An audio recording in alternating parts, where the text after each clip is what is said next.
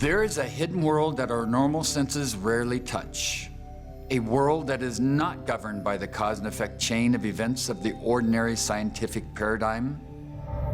There's truly a post-rational openness to the miraculous healing, to synchronicity, to coincidence, to all the beautiful, magical dimensions of our experience that simply can't be explained. It is a world that to some degree has a personal connection with each and every conscious human being. Actually, science has learned a little bit about these things, and it's not just fantasy. Some of it is real. It is an evolving world, becoming more and more apparent to more and more people. And it's going to happen, I think, to everybody. You'll have that moment of synchronicity that will make you question and understand whether you should take the blue pill or the red one, and really understand what is the backstory. Why are we really indeed here? At its most profound level, this unseen realm impacts humanity in ways we don't yet fully understand. It's clear from the evidence and from anecdotal testimony in the literature through the ages that human beings have always been in contact with something not human, whether we've called it the gods or religious figures or visitors from other worlds, angels, earth-oriented spirits. We have been in contact throughout our entire history. Understanding how we can have a lawful universe where we've transcended magic and we've transcended myths, but we can still recognize this transcendent dimension of reality, I think that involves understanding that there's something about human life which creates a veil. In other words, that within our human understanding, we are behind a veil, and that there is a larger reality to the universe that's not just in our heads, it's not just mental, it's not just subjective, but it's not physical, or it's not in time and space in the same way that normal objects and events are in the physical universe. This is the realm of the paranormal. In what follows, we shall explore the many incredible facets of the paranormal. We shall bring forth what can be established as real and important for the development of humanity. Important for humanity as the supernatural and the paranormal become universally accepted into our expanded world of life-changing experiences.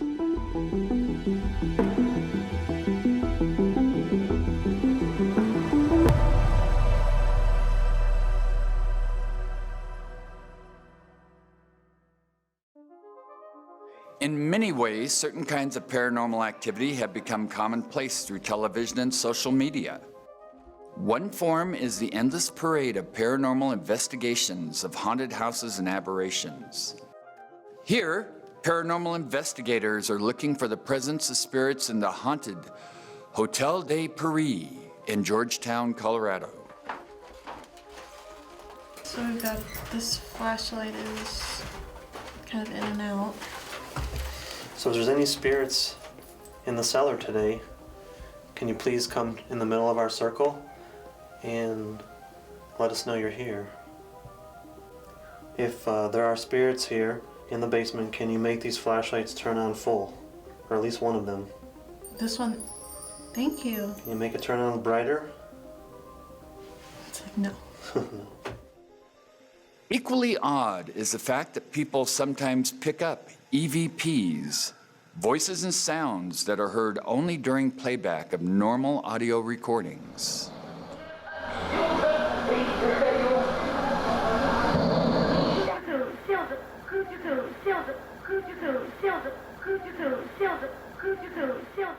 Then there is the domain of UFO sightings and alien contact experiences.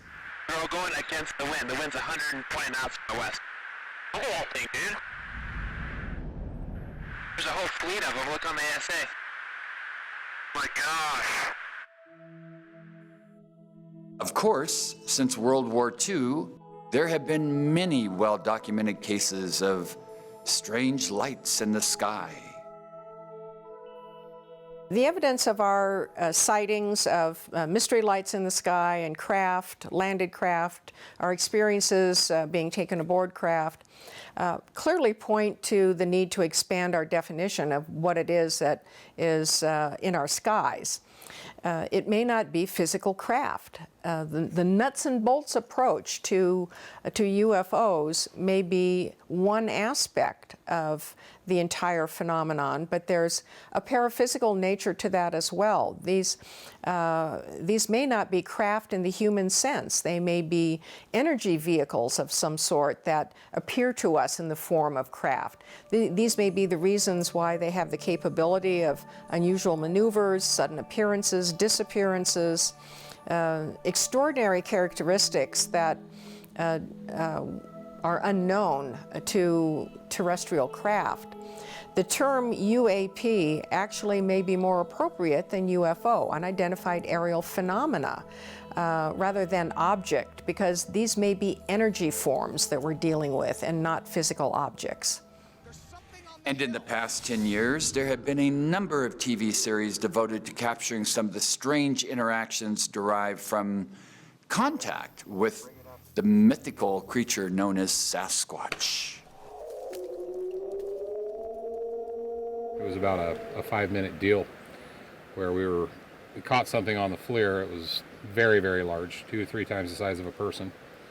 And then in time, something much smaller, about the size of a person, walked up to it, and then the smaller one continued on behind it and up the hill. And we've got it all recorded on therm. We don't know what it is, but we know what we think it might be. At the same time, a movement known as the New Age movement brought to light a variety of spiritual impacts on human minds and human bodies derived from contact with non-human intelligent beings. If we look at the contactee literature, we have people talking about fairies, about angels, about spiritual masters, religious figures, coming into contact with them and having suddenly an explosion of change in their consciousness and even in the body.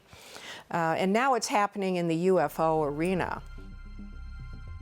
Other paranormal phenomenon the New Age movement brought to light included channelings, near-death experiences, mediums, crystal healing, chakra balancing, sound healings, and shamanic contacts with the spirit realm.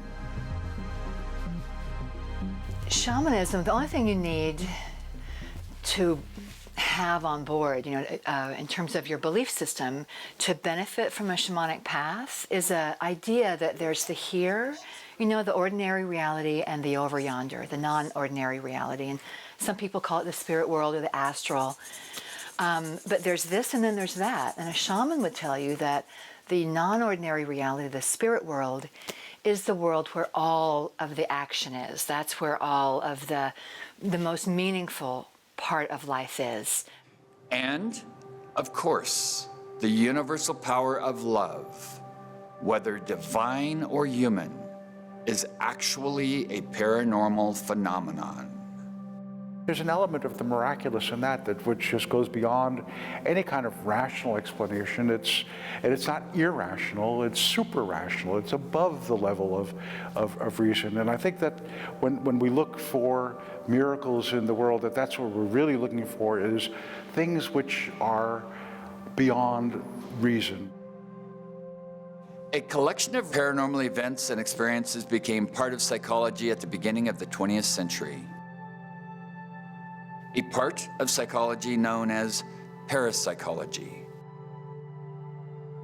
The ordinary as well as the strange workings of the human mind and its interaction with the world have been explored by the great ancient civilizations including Egypt, Persia, Greece, China, and India. We call anything that you call paranormal or supernatural, there's nothing outside of nature, everything is natural, but we would call them the mysteries, and they've been called that for thousands of years within certain circles. And the mysteries don't want to be known, and I don't believe they'll ever be fully known. They are everything within the lexicon of the paranormal experience. And they have a purpose, not being able to be fully known, we then go onto a path of study. We expand our consciousness. We ask the questions and we seek the answers, of which we don't get an answer. It's the rabbit hole. It's the many riddles of Thoth, or, you know, when you read the ancient texts or even the masters, everything is a riddle wrapped within a riddle. That is how the mysteries are composed themselves. What is Bigfoot? What is a UAP or a UFO? What is a ghost? You know, we think we get the answer when we ask, but it's an answer that leads us to another question. That's the nature of the mysteries themselves. They are wired to be that way. They don't perform at the circus. They don't want to be fully known and fully understood. By the end of the 19th century, the investigations into the mind coalesced into a science known as psychology. Today, psychology is defined as the scientific study of behavior and mental processes. A study of the mind that fairly quickly dismissed any scientific validity to the paranormal. Indeed, scientific study of the paranormal became the kiss of death for anybody who took it up in academia. However, it did not start out that way. Of particular importance to establishing some scientific basis of parapsychology was the work by two of the giants of modern psychology, Swiss psychiatrist Carl Jung and the American philosopher and psychologist William James. James, in his groundbreaking book, Varieties of Religious Experience, noticed that many religious experiences involve an object which cannot be sensibly perceived. He recognized that the ability to be aware of insensible objects in the mind, such as being aware of a spiritual presence, is an ability particular to human beings. James argued that these experiences are sometimes connected with religion, but not always, and that they are not at all unusual, but are in fact quite common. Further, he pointed out that for those who have had such experiences, they are irrefutable and no rational argument will dissuade someone of their reality, even if the person cannot explain or describe their religious or spiritual experiences to others.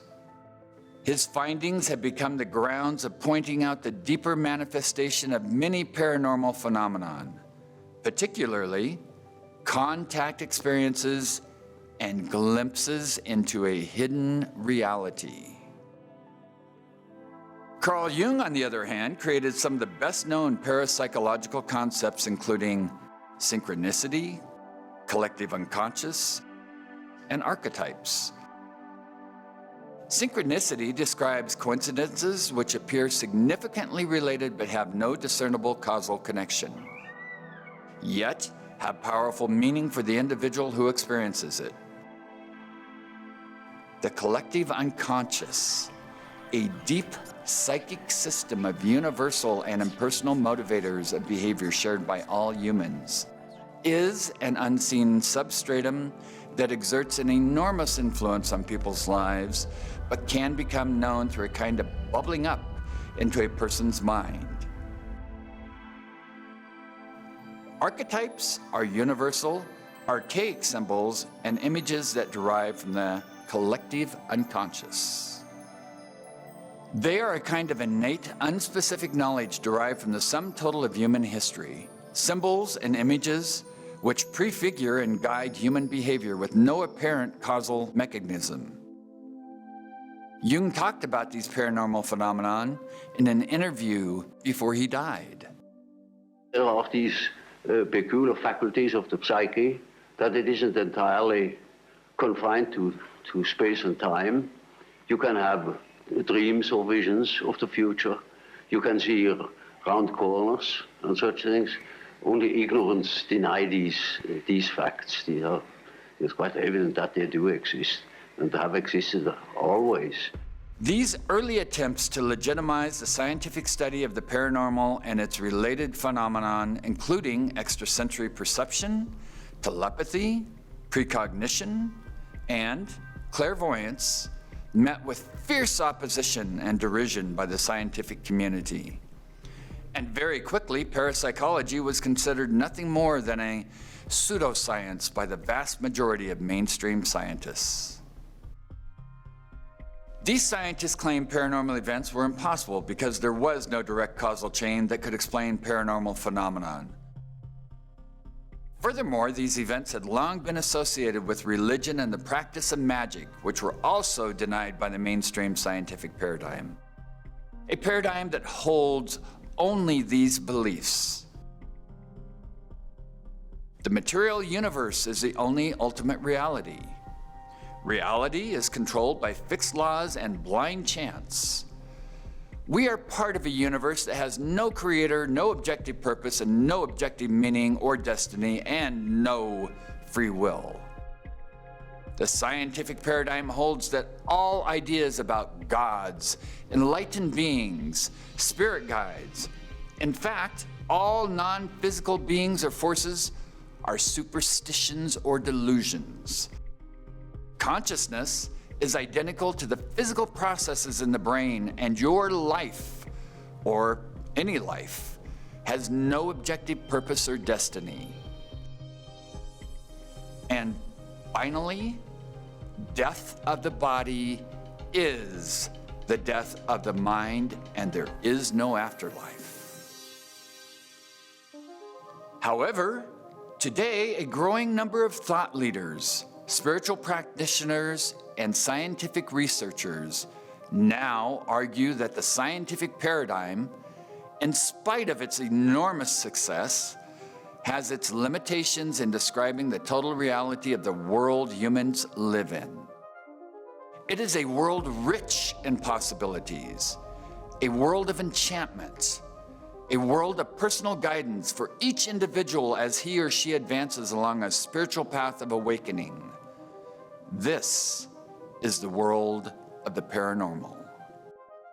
Spirituality and quantum physics are on the same plane, because it goes outside of the parameters of classical science, Newtonian physics, which is taught. We're taught that everything is measurable, everything is either physical or material, and that's just not true. Everything is not that way, but that's classical science, and that's where academia stays. Jung and his friend Wolfgang Pauli, the great early quantum physicist and the architect of the exclusion principle, the idea that you could only have so many electrons in a given shell around the nucleus, they thought about this a lot, and they finally decided that nature has two sets of rules, or two general vectors of causality, and the one classical physics is pretty good with. But the other, they called it the principle of acausality, and that's what produces synchronicities. We are embodied creatures. We are stuck in space-time. There's lots of limitations which are quite real, but I think in terms of the mind, it's much, much less constrained than that. I really think the challenge is to carefully be willing to expand our idea of what counts as natural, so that things which were previously understood to be inexplicably supernatural become included and understood within a larger, more roomy, naturalistic understanding of the universe. Early on, when science began looking at the paranormal, it focused on the power of the mind through inexplicable psychic forces to influence and change the material world. If true, this would be a valuable and perhaps dangerous ability. Indeed, as portrayed in hundreds of Hollywood movies, it is the superpower many superheroes and villains possess, as they are able to move objects and battle each other using the power of their minds. In fact, the CIA and the Soviet Union have funded projects to test the viability of these powers. Their research singled out 5 of the paranormal phenomenon, sometimes called the Psi phenomena: telepathy, clairvoyance, precognition, psychic healing, and psychokinesis. Psychokinesis, or its older term, telekinesis, is the mental ability to influence the material world without any known physical mechanism. Some of the earliest demonstrations of this were photographed and recorded as ordinary people concentrated on relatively small objects and seemed able to move them. Perhaps the best known case was the self-proclaimed psychic Uri Geller demonstrating and teaching people to bend spoons and other cutlery. Showmanship aside, is it really possible for the mind to affect physical objects? Dean Radin, director of the prestigious Institute of Noetic Sciences, has conducted rigorous experiments to demonstrate scientifically the mind's ability to influence the material world. In 2012 and 2013, we did an experiment at Burning Man. Burning Man is this big festival that happens in the Nevada desert once a year, where you start with nothing, just a flat desert, and then over the course of a week or two, in 2013, 65,000 people showed up, and it's pretty well structured, and it's a big art festival basically. But the focus of the festival is the burning of the man. The burning of the man means that a man is constructed out of wood, and a big man is constructed out of wood. In this 2013, it was the man was standing on a very large structure that looked like a UFO. So everyone knew then, at a certain time, a certain day, that the man would be burned as part of the Burning Man idea. And so it's a big structure. It creates a huge fire. It's a big bonfire. All 65,000 people are sitting around it and watching. They knew that at 9 p.m. the ritual begins. So we had 6 random number generators on the playa at that time, the desert floor. And we're running an hour before, during, and after the ceremony with the idea that when you have 65,000 people all expecting something to happen at a given time, that this constitutes a change in coherence in group attention. And so the generators were there because we made a hypothesis that something physical would change as a result of this mental change.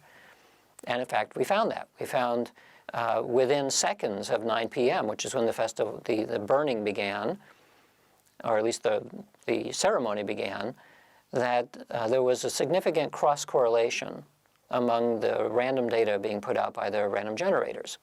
Well, obviously, if you have a significant cross-correlation, it's not completely random anymore. Each generator was putting out data that was similar to the other generators, and they're designed to be completely random and not similar to anything, including themselves. But nevertheless, we saw this effect, which we had predicted based on previous experiments of this type, where mental coherence seems to be reflected in physical coherence. Perhaps the most common psi phenomena is precognition, or successfully predicting future events that could not be rationally predicted from current knowledge. Predicting the sun will rise tomorrow is not precognition, but that gut feeling we all get sometimes about future wonderful occurrences or potential danger is precognition. Communications that come to us through dreams, visions, or hearing an inner voice. Well, I laugh about it now because everything turned out so well. But at the time, I really didn't believe in premonitions, and I'm glad to say I finally listened. Some friends and I were on a backpacking trip, and we found a creek to camp near. And after dinner, we talked for a little while, and then I went to my tent to settle in. I must have fallen asleep because I remember this voice waking me. It was saying, "Get out of there." Well, I ignored it, of course, and tried to go back to sleep, but that voice kept nagging me. It was saying, "Get out of there. Get out of there." Finally, it screamed so loud, I sat up and really listened to it. "Mark, get out of there now." Well, I woke the others, and that's when we heard it. It was a dull roar. We scrambled up the banks of the creek to higher ground, and a few seconds later, a wall of water tore through our campsite. We could see mud and logs everywhere. We had our shoes, our clothes, but that was about it. But we were alive. All thanks to my inner voice. Here we have a warning of a dangerous future event showing up in a person's mind. An event that could not have been predicted from the normal laws of causation. A refinement of this skill has been valued by military operations. And of course, precognition is the mainstay of psychics and mediums. In all of these cases, the mind is the recipient of non-ordinary sensory information of some future event. Telepathy, a mainstay of science fiction and superpowers, is direct mind-to-mind communication. Communication between minds using no physical medium of exchange. In fact, we all have this ability to some degree to read what's on another person's mind, to see what they're thinking. It's a necessary part of being able to function in social situations, whether it's one-on-one or in groups. But is it possible to receive mental intentions and information from a person who is not in the recipient's spatial location? Numerous scientific studies and military operations have demonstrated and utilized this paranormal ability, all clearly supporting the idea that we are all connected in a non-physical way. In reality, this kind of paranormal communication can be in the form of words, or something more symbolic, as was the case of the grandmother communicating to her son and grandchild. Well, when I was just a little girl, maybe 9 or 10, one day my dad said, "Get in the car, we're going to see grandmother." You know, she lived just about an hour's drive from our home. We didn't go see her very often on account of the fact they didn't get along very well after her daughter divorced my dad, but that day we went. I remember on the way over, my dad told me that grandmother's been bedridden. She's been sick for a while now. I remember asking him if she was gonna get any better. He said maybe. Grandmother lived in one of those narrow row houses. It was musty smelling, like old clothes. And there wasn't much light. The rugs were dark and the walls hadn't been painted in years. Everywhere was dusty and dim, except above the fireplace. Right there on the mantle were her most prized possessions. Her goldfinch figurines, they were all lined up. There had to have been like 100 of them. I remember when the light would come through the big picture window in her living room, it would make them light up and be all sparkly and golden, like they almost would come alive. My dad and grandmother didn't say much that afternoon. And about after an hour we left. And when we got home, we took a walk in the park behind our house.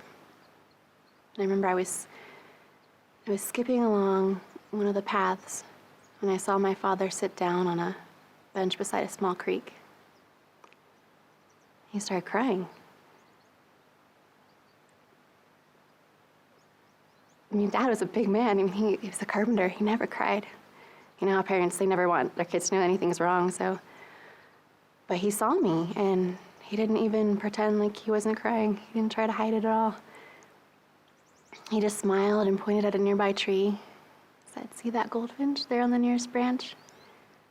The little bird sat only a couple feet away from us, and she fluttered her feathers, her all golden, and her wings were just all sparkly and shiny like she'd been dipped in liquid sunshine.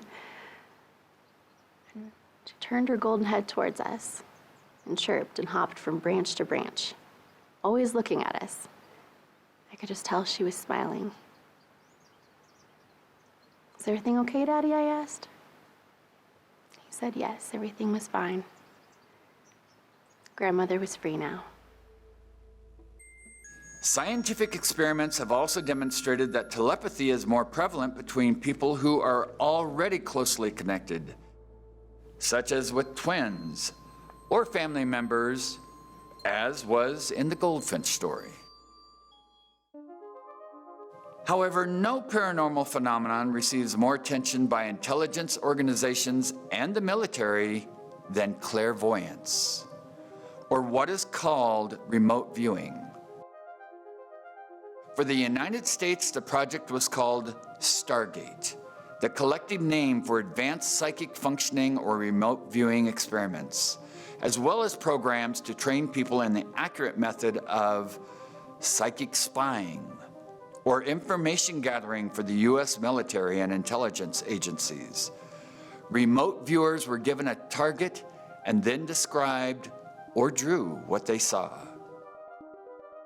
The ability of a mind to have a direct perception of a remote physical location without using normal senses is so common that people can sign up for classes to develop this skill. If you're interested in remote viewing, and if you'd like to unlock the hidden powers of your mind, I'd like to suggest to you, take a look at the Gold Standard course.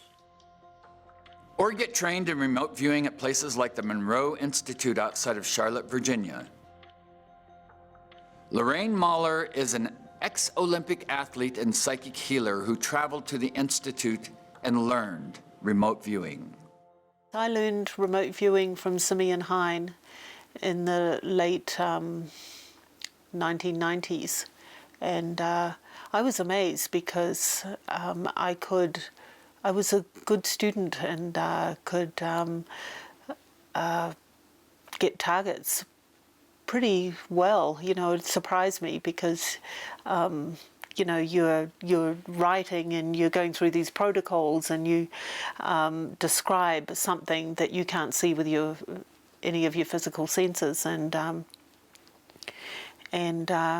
so you're picking up information from something other than that. And what the remote viewing did was hone that sense again, and it's what I call the internal navigator, because by practicing, and I did hundreds of sessions, and when you look at the target and you see what you've drawn and you compare, and then you can see where you were right on, and you can see where the left brain jumps in and starts overanalyzing and takes over. And I think what it did was help me put that relationship into a much better working relationship, so that I wasn't analysing things. I do tend to be a very analytical person, and it allowed that intuitive self to come forth and for me to trust it, and to know that this is really giving me correct information, and it's very precise. And how could I describe the pattern on a man's shirt in a picture that I can't even see? You know, and it is amazing, but we all have that ability. So to summarize, telepathy, direct mind-to-mind communication, precognition, communications from the future to the mind, psychokinesis, the mind affecting the material world and clairvoyance, and remote viewing, the mind seeing the material world through extrasensory means. These are the big four paranormal phenomenon that have been well established in research. And all four involve the human mind and some sort of interaction with the world or other minds that are inexplicable by traditional scientific causal chain of events. Today, parapsychology researchers are adding a fifth phenomenon, psychic healing, or what might be called psychokinesis on biological and mental systems. The next two stories illustrate the two most common methods of psychic or spiritual healing. First, the laying on of hands, and then the power of prayer. Yeah, when I was 12 years old, I had bone cancer in my left hip. And the doctors, they gave up on me. The hospital sent me home. I was really frightened. Most days, the pain was so bad, I couldn't even walk. my dad, he had to carry me to the bathroom.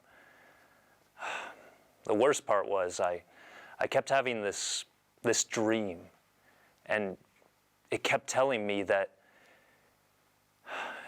it was only a matter of days before I was going to die. I was really scared. One day, my mother brought this woman into my bedroom. She was big. She had white hair, these eyeglasses on a little chain around her neck. First, I thought she was a nurse, but she didn't really act like a nurse. I remember she said, "Hello, Cyrus. You call me Ellen. Now point to where it hurts the most." I pointed to my hip. I remember she said, "I'm going to put my hand right here, and I want you to lie still." Well, immediately, I felt this warmth on my skin, and it started to like burrow down inside me. I was happier than I had been in weeks. She stayed for about 2 hours after that, then left. She visited about 3 more times after that. And at the end of the second visit, I could get up and walk to the bathroom myself.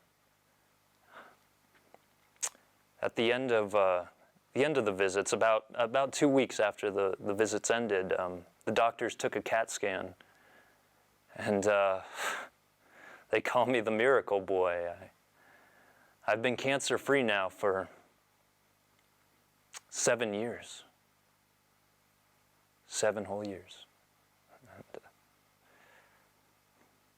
I asked my mother who Ellen was, and she said, "Just a friend of a friend." Someday I'm going to find her, and I'm going to thank her. Since World War II, a number of teachable spiritual healing practices have come into the world.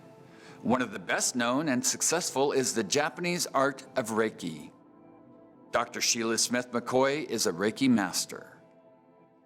What Reiki has taught me is one way of engaging with the divine power to untap the human potential to be and heal and manifest things that are positive in the world. And every people have these traditions that have been ignored and unexplained or sloughed off as superstition, but they're coming to light from traditions all over the world now and being recognized as toolkits that we can use to get where we as humans have been moving slowly all along. The other kind of paranormal or psychic healing is referred to in Christianity as the power of prayer. The opening up of people's minds to invite divine intervention in the healing process of another person.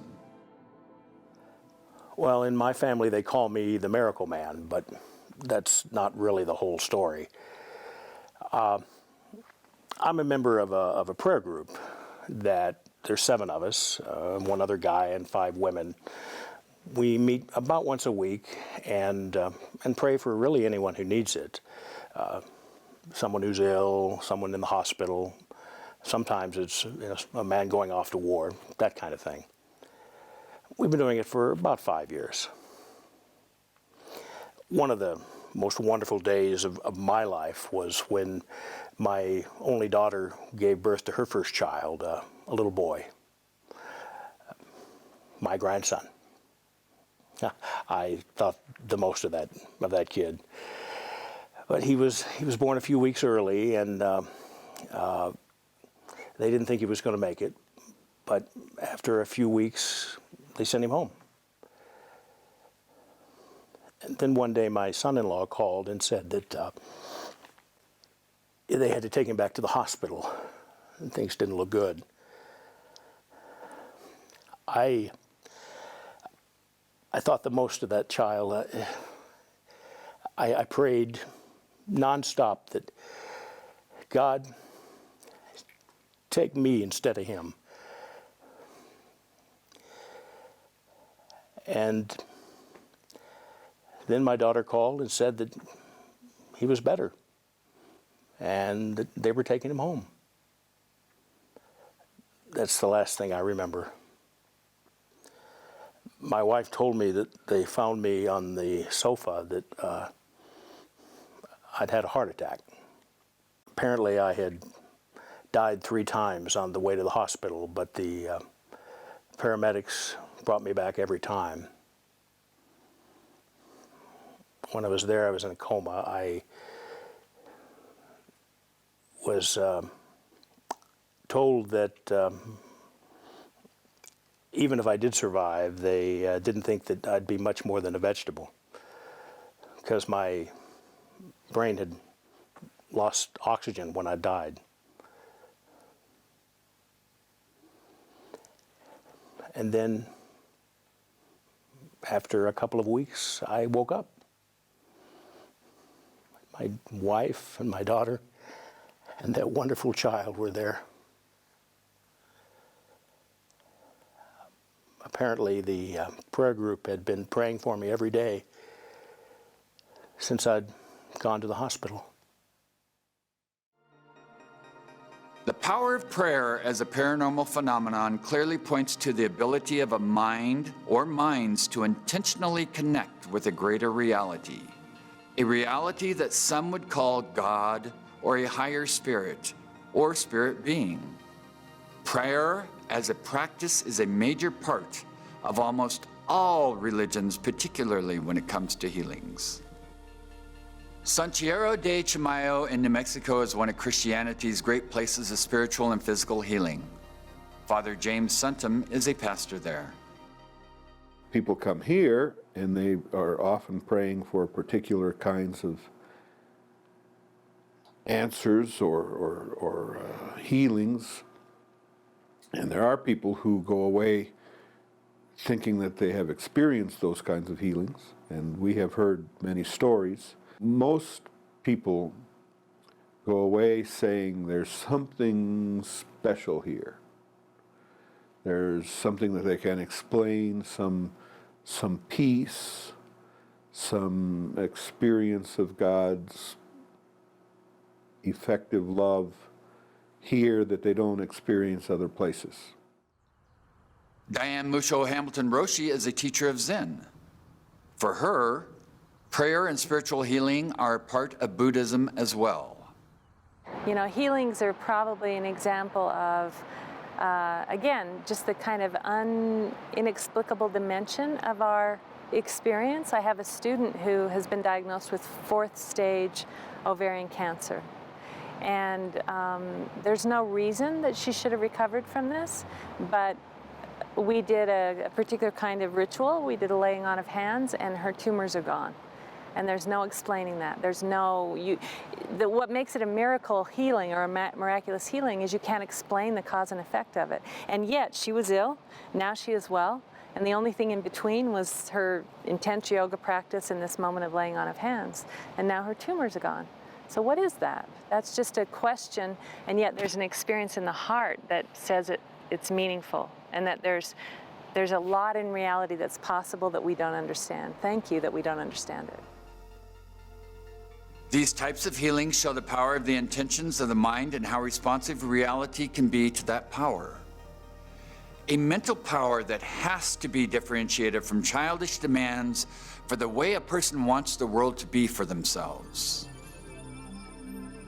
However, there are 2 other scientifically inexplicable psi phenomena that have had the greatest impact on the world that we live in on a day-to-day basis. They are synchronicity and channeling. The practice of channeling, where a person's mind is taken over by a paranormal source for the purpose of communication, has been around for centuries. There are countless stories of shamans, prophets, psychic mediums, and ordinary people who hear voices or receive some supernatural knowledge from a greater reality. One of the best known and influential channeling texts is called A Course in Miracles, a 1976 book by Helen Schuckman. It is a curriculum for those seeking to achieve spiritual transformation. The other, a collection of writings known as the Seth Material, was dictated by Jane Roberts to her husband from late 1963 until her death in 1984. According to Roberts, the words were spoken by a discarnate entity named Seth. This material is regarded as one of the cornerstones of New Age philosophy. In 1952, George Van Tassel claimed to receive messages by a telepathic communication from an extraterrestrial and interdimensional being named Ashtar. This source became the first documented channeling of an alien being during the age of UFOs. And now new information is coming to light, and I think it's been there all along. It's just that we haven't found it until recently, that there are other kinds of contact experiences going on that people associate with aliens or extraterrestrials. And for lack of a better term, I think we need to call them non-human intelligent beings, because we really don't know what they are or where they're from. They could be interdimensional, from a parallel universe, not from another world far off in space.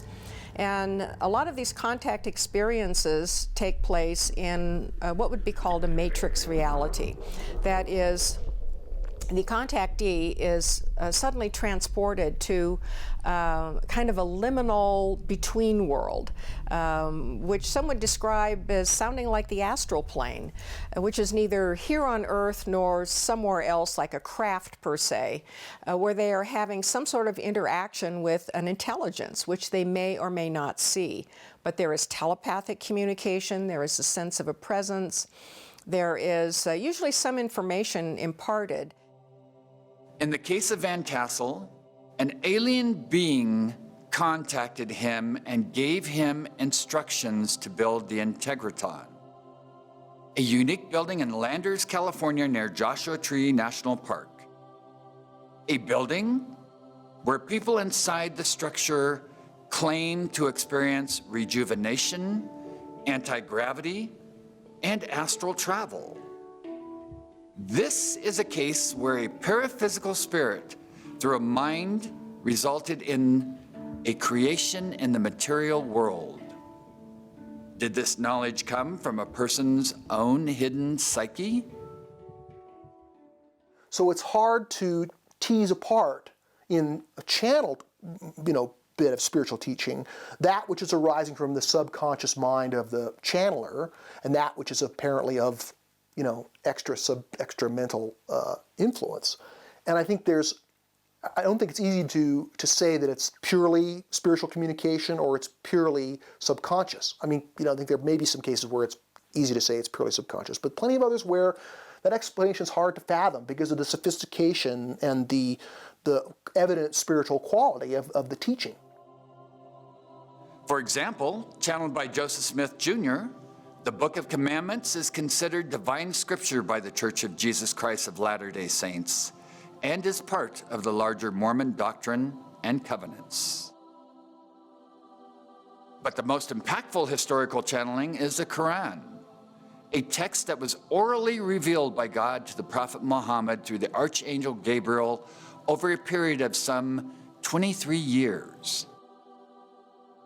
This channeled text holds sway over Islam and its 1.8 billion adherents. Channelers, also sometimes known as psychic mediums, often use what are called spirit guides, friendly spirits who give them knowledge and help them on their spiritual journeys or bring texts or symbols into the world. Such is the real-life experience of Sybil Rose. Sybil lives in Rhode Island. Already on the healing spiritual path, she unexpectedly began a channeling experience after a near-death incident. I was in a really, really serious car accident where I flipped my car several times, and as I was flipping it, I felt that I saw God because I heard a voice say to me in a big bright flash of light, say to me, pull your hands off the steering wheel and pull your feet to your chest, and you'll make it through this accident. And you know, when you're in an accident like that, that's the last thing you want to do is take your hands off the steering wheel. So I listened to it, and I did. I threw my hands up, I pulled my feet up, and the car flipped again, crushed, and you know, I had to use the jaws of life to get out of the car. And the next day, when I did go home that night, people were actually calling me, and especially the police that found me, and said they were calling this a miracle. So that kind of started a whole nother scenario for me. And I was talking to a woman who was an intuitive person, and she says, you know, you have a guide around you that wants to talk to you. His name is Joe Barr. Okay, so she said, I want you to call him in 3 times and he will give you messages. So I did. I started calling him in, and he did. He started giving me these symbols. Okay, so first when I saw these things floating by my eyes, I actually thought I had a detached retina from my accident, to be honest with you. So I went to the eye doctors, and they said no. So I started drawing them. And it took a while for me to get the drawings the way I perceived they wanted them to see Joe Barr, my guide. So I didn't see him as a being. I saw him as a light form. He was kind of a green, shadowy light form. And they kept coming and coming and coming. And then it took me probably, I'm going to say it was almost a 10-year process to get all these symbols, and then finally get a name for each one of them, and then an affirmation. So these symbols are really used as a prayer to try to change your cellular structure into something more positive. As a result of this channeling, Sybil now has a variety of symbols that are used in her healing practices, and she has developed 4 garden representatives of the ancient elements: earth, fire, water, and air, which are also used in her healing practice. Clearly, a case of the other side manifesting in the physical world through a spirit guide. However, the most common paranormal phenomenon people experience are the extraordinary coincidences that show up in everyday life called synchronicities. You're wondering what to do with your life, and you come across the book that's out of place in a bookstore about gardening. 5 years later, you look back and say, this was the beginning of you becoming a master gardener. For Steve McIntosh, a modern-day philosopher of science, religion, and politics, synchronicities represent a breakthrough of the transcendent realm into ordinary life. I think that the reality of synchronicities, and indeed the function of providence overall in the universe, you know, laws of karma, there have been plenty of different ways to describe this. I think that the best way to understand it is to recognize sort of levels of reality. But even while the normal everyday reality that constitutes the sort of the modernist agreement, the scientific agreement about what's true, even though that is one level of truth, there's a higher, more mysterious level of truth we don't understand, through which, as moves the whole, so moves the part. This sort of life-guiding providence is represented in the following dramatization of a sequence of coincidences. I never believed much in signs and that sort of thing. Then, well, after the economic collapse of 9/11, it all changed. Before that, my husband and I had a great relationship. Our second child was on her way, but the bottom fell out economically. Jeremy's graphic design business collapsed. I was still working, but I knew there were some really tough times ahead, and I was really anxious. I began to doubt Jeremy and even our relationship. I remember the first sign. It was when I went to the gas station to fill, and the meter went off at 7.77 gallons. And then I noticed a few cars that had 777 in their license plate numbers. The next day I went to a coffee shop and picked up a USA Today. The lead story was Boeing 777 Dreamliner crash. And then the following day at the grocery store, my exact change was 7.77. At that moment, I felt a sudden shift in my state. It was as if the sun was burning through a hole on a foggy morning. I was giddy with positive energy. Then it came to me. I rarely gambled. I told Jeremy to call his niece and see if she could sit the kids. We're going to Black Hawk Casino, I said. Well, he was shocked. 2 hours later, we got to the casino, and I headed straight for the first 777 slot machine I could find. Within 10 minutes, I had won the $25,000 jackpot. That jolt of energy I felt that day in the grocery store has never left me. I can't explain it, but I see the world completely differently. I've opened up. I'm waiting to see what life has to offer me next. And there's been some great opportunities, not just for me, but for Jeremy also. Synchronicities can come in so many different forms, so many different ways. So sometimes it will be a certain pattern that will show up several times in a short amount of time, you know, all kind of pointing toward a similar meaning. And so in that case, then you begin to formulate something, you begin to gather from all of those, and maybe that's what you need is more than one to get your attention. What do all these situations have in common? They point to a connection minds have with a greater reality.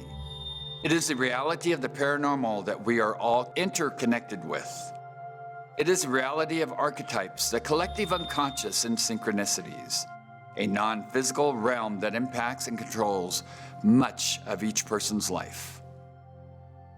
Alan Combs is a professor of psychology and consciousness development and author of the definitive book on synchronicity.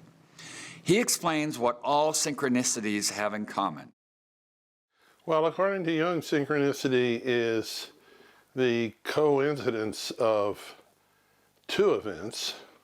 Essentially, one is internal in the person's own psyche or in their experience or in their dream or fantasy or thought life, and the other one is external, and it's a real event in the world. So the alignment of these two in a way that's not causally obvious at all is what makes a synchronicity. I mean, you might look at a skillet where eggs are frying and you have the notion in your mind of eggs frying and you can eat them. That's not synchronicity. Probably the most famous incident of synchronicity straight out of Jung was the patient he had, the lady who was having a series of dreams in which she saw this beetle. And it was looked a lot like the Egyptian scarab beetle, which is the beetle you see on the throne or on the crowns of many Egyptian well-to-dos. And among other things, it is symbolic of transformation. And she, while reporting this dream to Jung in his study, was interrupted by a rapping on the window. And they looked over and there was a beetle flying against the window making some noise. And Carl Jung opened the window and took it in hand, and it was the nearest relative to the Egyptian scarab beetle to be found in those parts of the world, in Switzerland. So this coincidence of the external and the internal is what marks a synchronicity. And when it happens, it's often startling, striking, if not startling. Certainly startled this woman who had been to several therapists and made no progress. Evidently, her big problem, according to Jung, was that she was so rational. The whole world had to be rational. Well, this pretty much cured her of that. After this event, she began to make progress. It was a breakthrough moment for her. With this understanding of the relationship between the external everyday world and the internal realm of the mind, Let's now look at a story of synchronicity to understand better how synchronicities break through and rupture the ordinary fabric of reality. Everything should have been perfect, but I was deeply unhappy. I was graduating from college with the rest of my life before me, and yet I was in a real quandary and I didn't know what to do. I was in love. James, he was a wonderful man, smart, kind, gentle. But my family and many of my friends did not approve of us being together. And heaven forbid, marriage was out of the question as far as they were concerned. It was because James was white. No one thought a biracial couple was a good idea. I was getting phone calls from everyone in my family to call off the relationship. I didn't know what to do, so I left the house and I started walking around town. After a while, I was walking by this church when this young man came out of the church and walked up to me. He was well-dressed, with a bow tie. He handed me this bag and he said, "I believe this is what you're looking for. I suggest Corinthians." He walked back into the church. I pulled a King James Bible out of the bag and I leafed through it till I came to Corinthians. And I came to a verse that was underlined, 13:13. But now abideth faith, hope, love, these three, and the greatest of these is love. My eyes filled with tears. I understood that the most important thing was love. I don't know who that man was. Perhaps he was an angel. Jim and I, we've been married for 10 years, and we have 2 children. Our lives are filled with so much peace and joy every day. We both have great careers, all because I embrace the power of love.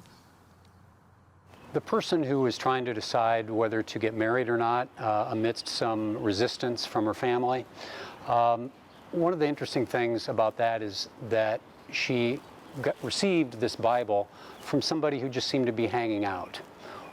There are many types of synchronicities where there will be another person involved or some weird way that information will come to you. So that's a very important thing to look for. And here it was. Somebody just hands her a Bible, and chances are that really resonated for her. It was the right kind of vehicle or the right kind of way to receive the message. And then from there, it's really very subjective. So that part of it, of her discovering that passage, is really the subjective part for her. Other people with that kind of an experience might end up doing something very different. But to me, the part to really pay attention to is when information comes to us in surprising ways, and to be open to that. Synchronicity to me is, as a Zen person, is the moments of inexplicable magic, when something occurs that is a coincidence or has a kind of a poetic meaning that I don't have a way to explain. What I know is what the felt sense is. Like there's just this, suddenly there's like a collision of meaning. And so there's almost an aesthetic recognition of some beauty in the world that has to do with me. There's something personal. So an example would be when I was given Dharma transmission, for some reason, a friend of mine who's a guitarist wrote a song for me as a gift, and he sent it to me, and it was called 10,000 Butterflies. And it was just this really beautiful guitar solo that he wrote. And that night I went to a fundraiser at our local Natural History Museum, and I didn't know what it was about, and they had a display of 10,000 butterflies, and it was only for one night, 24 hours, 10,000 butterflies in all directions. So I just received this gift, and then I received this other gift, and they were the same thing, and I couldn't help but feel that they were meant for me. Synchronicities often are accompanied by a jolt of energy that can move you forward, break you free from a psychic knot that is holding you back. it's certainly true that when people go out looking for something, if you're hankering for something, you feel some destiny. A young person seeking a career, an old person seeking something meaningful for their lives, it seems to draw coincidences toward you. You stumble into materials in the library, what Arthur Koestler used to call, he used to call it the library angel, that you would go in the library, or always worked with me in bookstores and magazine shops. You would stumble onto articles and books that are very helpful. And if you don't find them, you don't like it. He said, you know, people get to expect a certain degree of help from that. And the great yogi, Yogan Aurobindo, and his partner, the mother, she talked about that. She says, once you're on a spiritual path, things will come to you.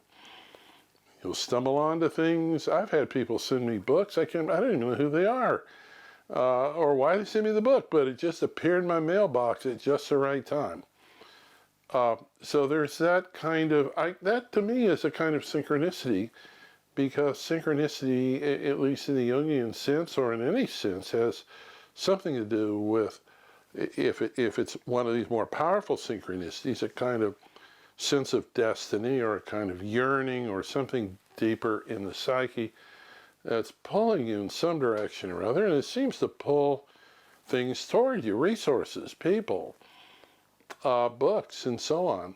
It is an odd thing that it seems to happen a lot, that synchronicities occur more, or maybe they're more noticeable during transition times in life. Maybe that's partly because a certain pressure has built up, that something is coming to an end and something new is trying to come in. And if it was maybe like a river flowing and bumping up against a rock, well, maybe it builds a while and then it flows around it. So that might be one image to begin to think about how that could be.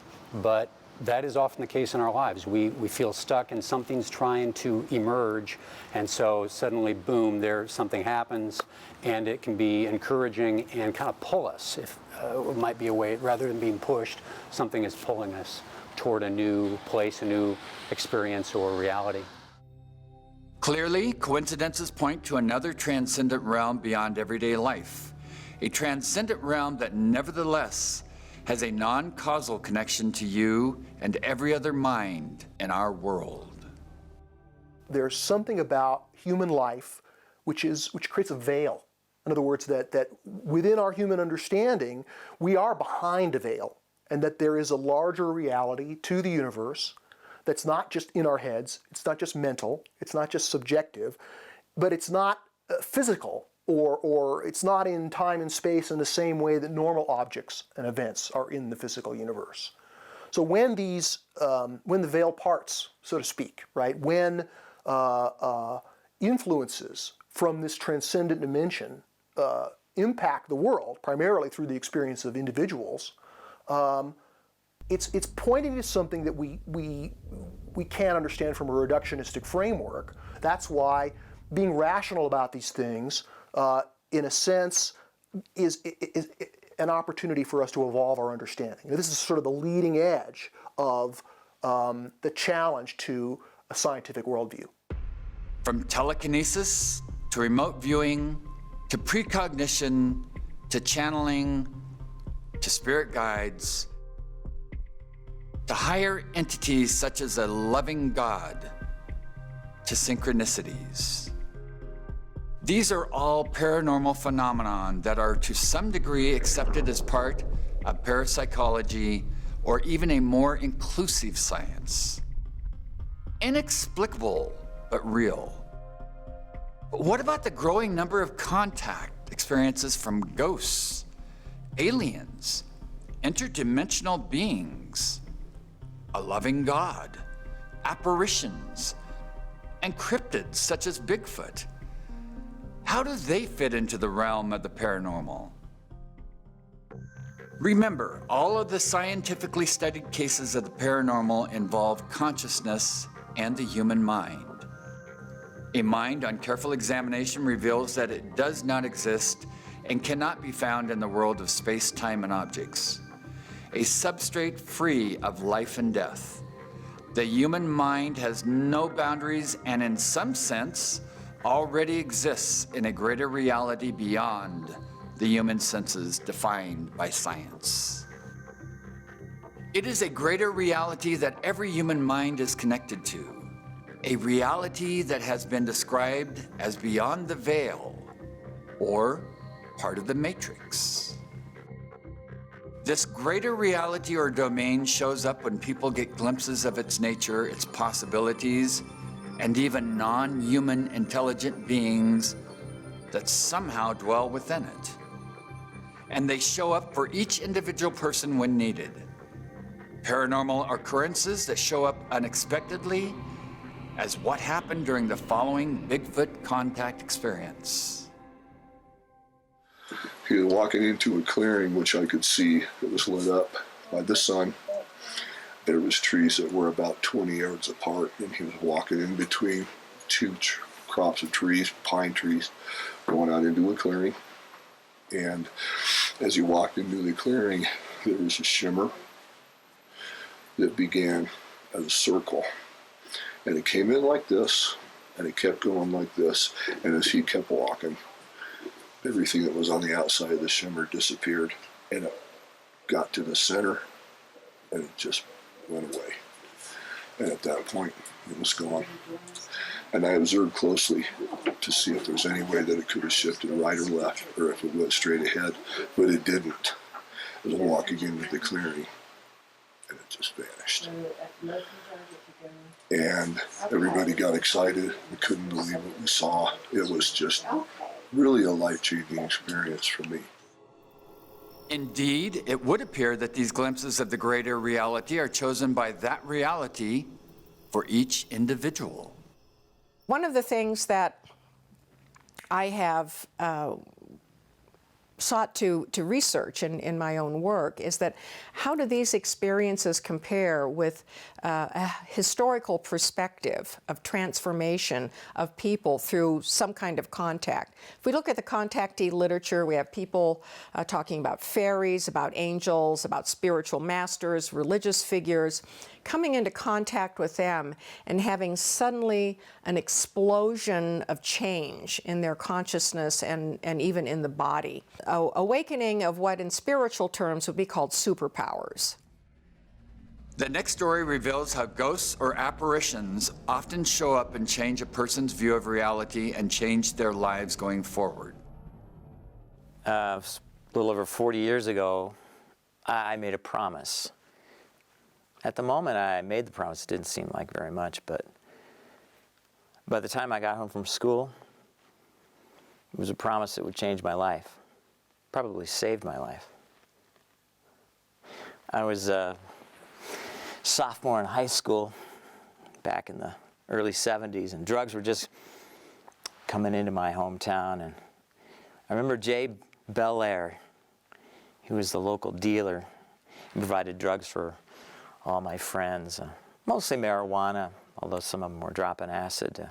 But he lived in my neighborhood, and he was the coolest kid. Rode an old Harley, wore leathers. I mean, this kid, if you didn't want to be Jay Belair, you wanted to be with him. And I wanted to be one of the crowd, so when they asked me to join him, I said yes. So the plans were set, and I was going to smoke my first joint on Saturday. That Friday afternoon at school, I remember I was walking down the hall to my history class, and it's a long hall with windows all on one side, and a light was streaming in. I looked up, and there's Jay Belair walking right to me. I'm feeling pretty good about tomorrow and smoking my first joint. Was pretty full of myself. I couldn't really see his face till he was like almost on me. And he grabbed a fistful of shirt and shoved me up against the lockers. I was like, I didn't know what to think. I hear you're going to be smoking some marijuana tomorrow. That right, kid? I couldn't speak. He shook his head. You got to promise me never do drugs. They're bad for you. I stared in his face. His eyes were blazing like little suns. I still couldn't talk. Promise me, he said. I promise. Dropped me to the floor like an old gym bag. Disappeared around the corner. And by the time I got home from school that afternoon, I was feeling pretty good about myself. Told my friends what had happened. I laughed and I said, I'm not going to keep my promise to Jay Belair. Who does he think he is? And one of my best friends growing up, Bobby, he stands up and he looks at me and he goes, Mark, didn't you hear? Jay Belair was killed in a motorcycle accident last night. He was stoned out of his mind, drove off the bridge into the Missouri River.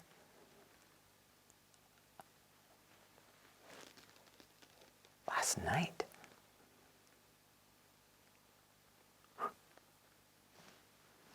So, I never did drugs.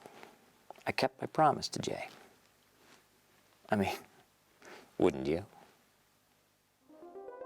This story illustrates how ghosts or apparitions show up and intervene in a person's life. These apparitions are usually one-time short events experienced by a single individual. They can be in the form of a visual occurrence or can be felt as a sense of a higher intelligent presence or can be associated with a place that appears to be haunted. Hauntings, which come and go as well, can be experienced individually or by multiple people. However, in all cases, there needs to be a mind to receive the apparition or ghost and tell the story of how it impacted the individual. Indeed, perhaps all those ghost hunters have it wrong.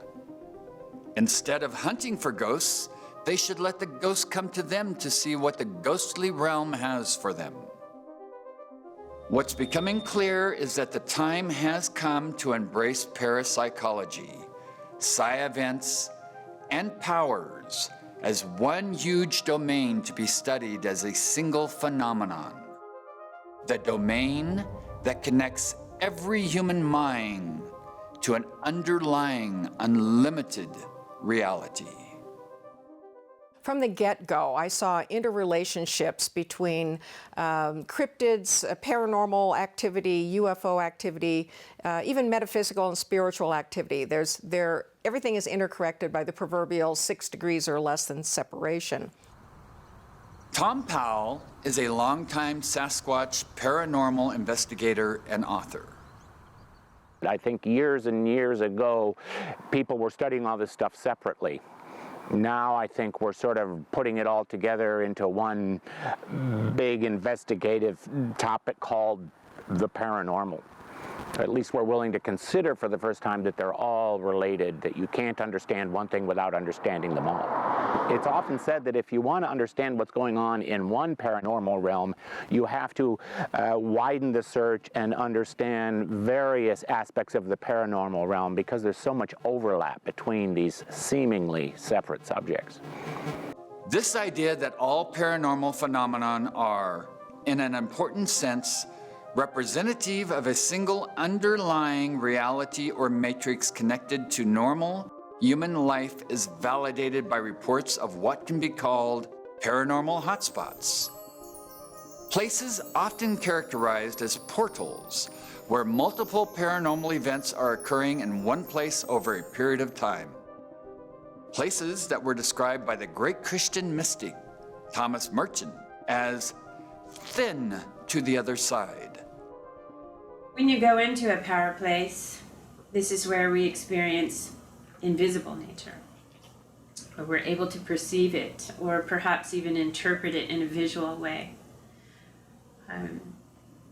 Power spots are the places where the veil is the thinnest, as you said, but they're also places to connect to the invisible realm. One such paranormal hotspot has been called the Owl Moon Lab, situated just south of Cottage Grove, Oregon. Hearing about this paranormal hotspot, Tom Powell went to investigate firsthand what was going on. Tom. What's up, brother? Tom, Daryl. Nice meeting you. Thanks for having us. Ellen, nice to meet you. Cameraman. Hey. So you can attest to the craziness here. Yeah, like I always say, I was normal when I got here. Yeah. Yeah. This is the epicenter. If I would call this anything, this would be the Faraday cage, the transmitter. Strange events started occurring when Tobe and Daryl cast the Bigfoot knee prints found in the backwoods and brought them back to Daryl's place. As soon as we brought those knees and housed them here, it seemed like a giant welcoming committee said, oh, okay, you got something.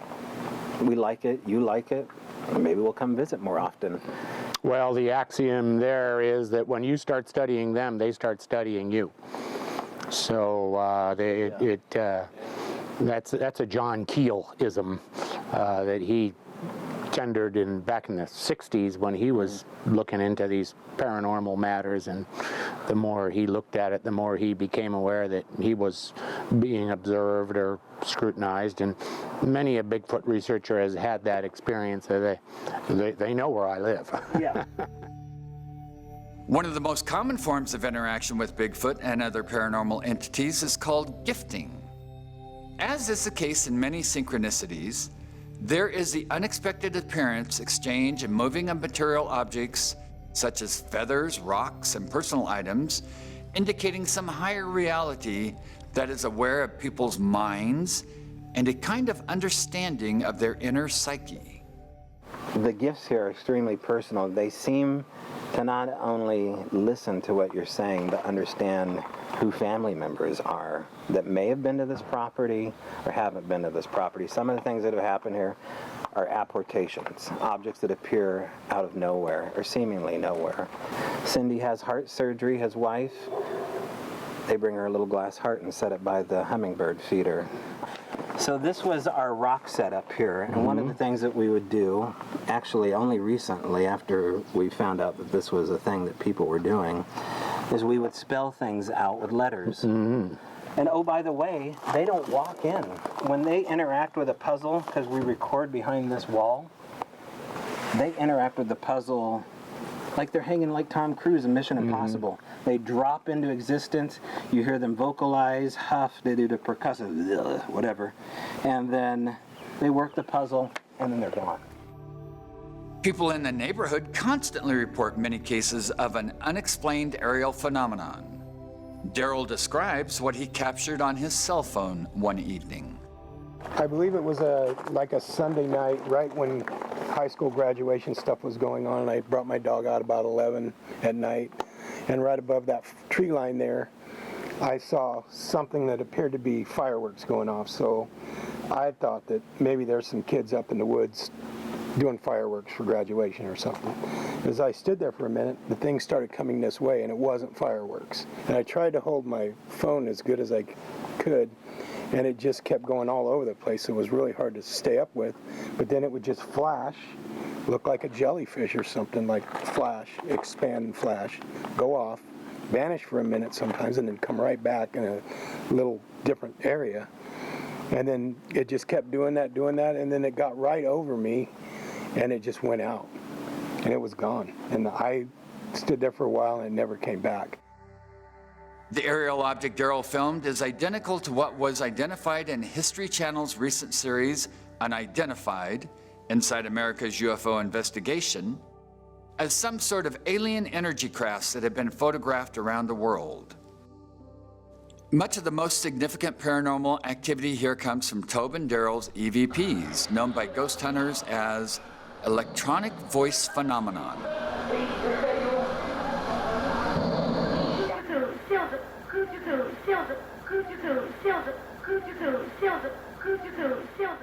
That is, audio recordings that let you hear from spirit voices that are not picked up by the human ear. Some of these have the quality of ghosts. We got an EVP the day of the funeral of the boy that committed suicide that grew up in this room, the prior owners. The day of his memorial, we got an EVP of a child saying, "I'm dead." We went in there to check the EVP, and we found these. These are little tiny four-fingered handprints that are infused into the bedroom door. They're chalky white handprints about twice as small as mine. These are the actual prints here, and if you can see, they're very unusual anatomically. They have hard line edges in the palm here. They're gnarled at the fingertips and kind of twisted. So we have a case here of ghosts communicating with Daryl and Tobe. Next, Tobe invited Tom to listen to a number of the unusual sounds they have recorded in and outside the shed. This is what this place turns into.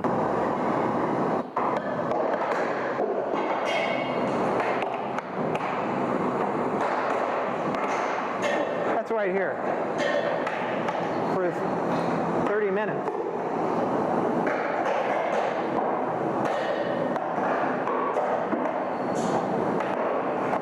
Not a thing moved off the counter, not a dent, not a bird shit.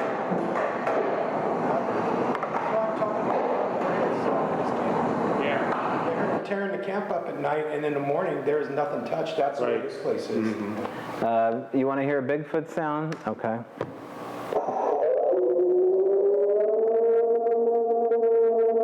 don't know if it gets better than that. That's your standard moneymaker scream. That's from the apple orchard. That's in the backyard. Yeah, behind you.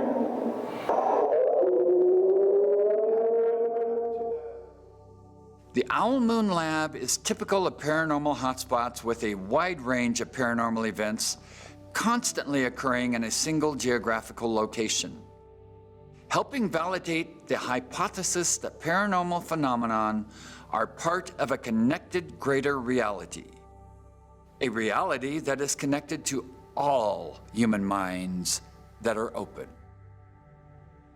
For the most part, this has a very distinct, tailor-made delivery card for individuals.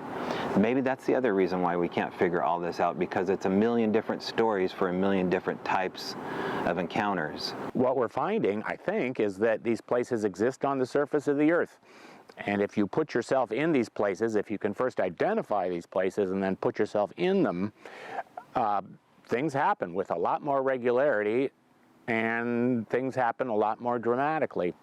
So as much as anything, we're just going around trying to find these power spots, trying to find these vortexes, wormholes, whatever you want to call them, and then see what's going on there that we can hopefully begin to understand. Similar hotspots have been reported from Massachusetts to Indiana to Arkansas to Colorado to Oregon to Montana to Nebraska, all centered on the paranormal experiences of some very ordinary people. So questions remain. What are all these glimpses and contact experiences of the underlying reality about? Why have these contacts with a reality that is not part of the scientific world of space-time and objects? What is their purpose for the individual and humanity? As the great quantum physicist David Bohm has argued, the very act of experiencing the paranormal changes it and helps it unfold, pointing to the underlying connection of all things. We are internally related to everything, not externally related. Consciousness is an internal relationship to the whole. We take in the whole and we act toward the whole. And that internal, whatever we have taken in, determines basically what we are.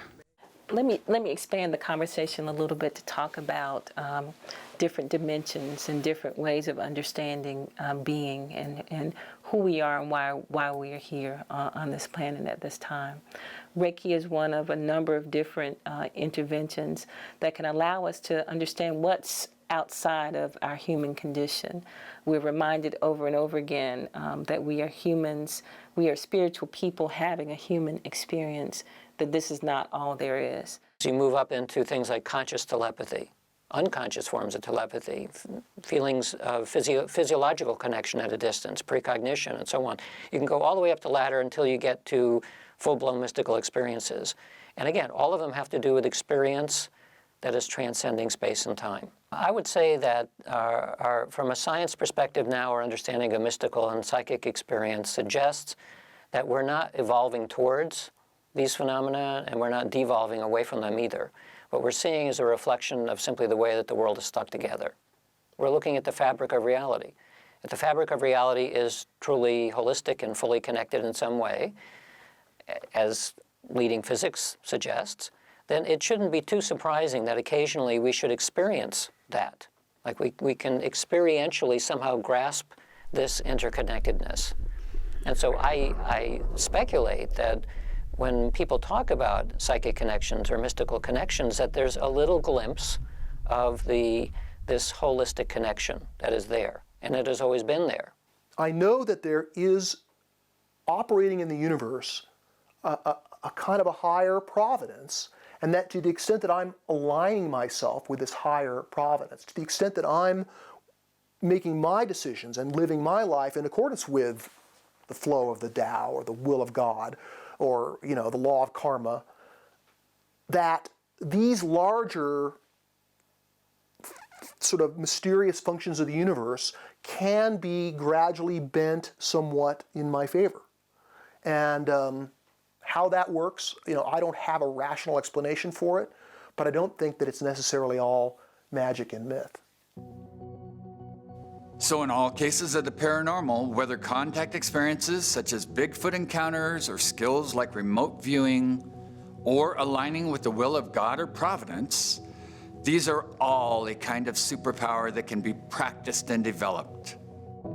Practiced and developed, making for a richer life and a broader connection with a deeper reality.